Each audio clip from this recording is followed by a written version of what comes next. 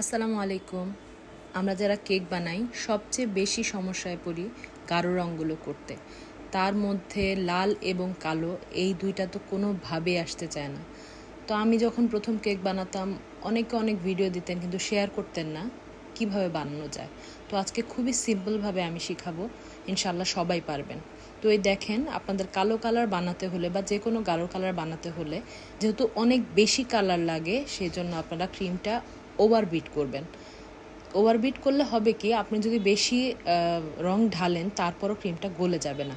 তো দেখেন, ক্রিমটা যাতে আরও শক্ত থাকে এবং কালারটা যাতে আরও ভালো আসে সেজন্য আমি প্রথমে কোকো পাউডার মিশিয়ে নিচ্ছি ক্রিমের সাথে। খুব ভালোভাবে মেশাবেন যেন একটুও দানা দানা না থাকে। এরপর আমি কালো রংটা দিচ্ছি। এখানে আমি রেডম্যানের কালো রংটা ব্যবহার করছি।